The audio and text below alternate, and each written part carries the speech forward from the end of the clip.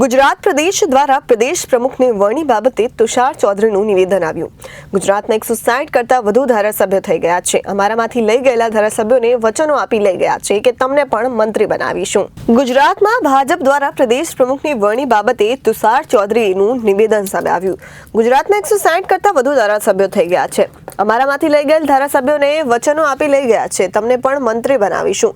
ગળના છોકરા ઘંટી ચાટે અને ઉપાધ્યક્ષના છોકરા લોટા લઈ જાય તેવી સ્થિતિમાં ભાજપાની થઈ ગઈ છે।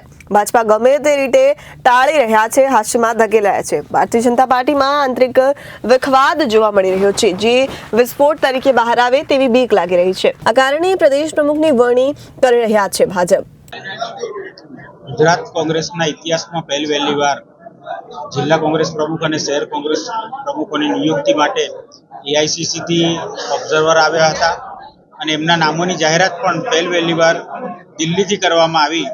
એટલે એઆઈસીસી હમણાં સંપૂર્ણ ગુજરાત પર ફોકસ કરીને નાનામાં નાની નિયુક્તિ પણ એમના ધ્યાનમાં રાખીને કરી રહી હોય અને આગામી 26, 27 અને 28 3 દિવસ આ નવનિયુક્ત પ્રમુખશ્રીઓનો ટ્રેનિંગ કેમ્પનું આયોજન ગુજરાતમાં કરવામાં આવ્યું છે અને 26મી તારીખે એના ઉદ્ઘાટન સમારોહમાં રાહુલ ગાંધી પોતે પણ એમાં 26મી તારીખે હાજર રહેવાના છે। એટલે એ દિવસે આ 3 દિવસના કેમ્પમાં આગળ કોંગ્રેસ કઈ રીતે વધવા માંગે છે, જિલ્લા પ્રમુખ પાસે કોંગ્રેસ પક્ષની શું અપેક્ષા છે, એની પાસે કયા પ્રકારની કામગીરી કરાવવા માંગે છે, એ તમામ માહિતી આ 3 દિવસના કેમ્પમાં પ્રમુખશ્રીઓને પણ આપવામાં આવશે।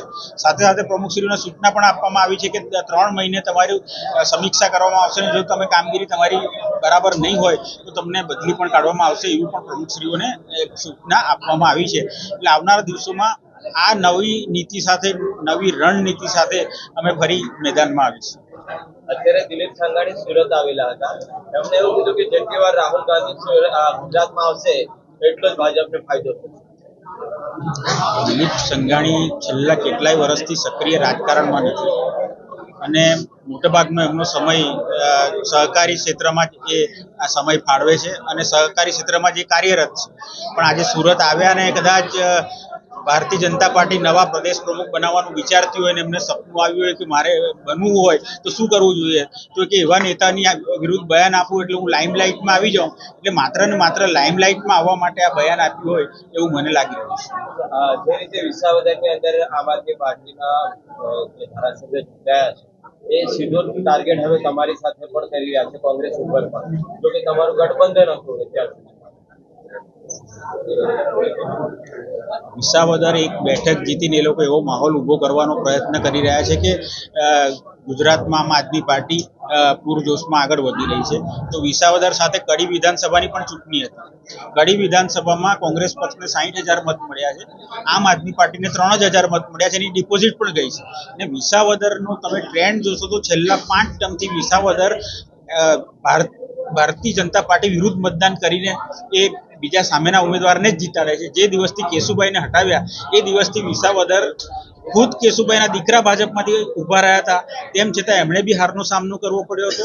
2017માં કોંગ્રેસના હર્ષદભાઈ રેબડિયા એમાં જીત્યા હતા, એટલે આ વખતે 2022માં આમ આદમી પાર્ટીને જીતાડી છે, પણ એના કારણે એ માની લેવાનું કારણ નથી કે આખા ગુજરાતમાં આમ આદમી પાર્ટી છવાઈ છે।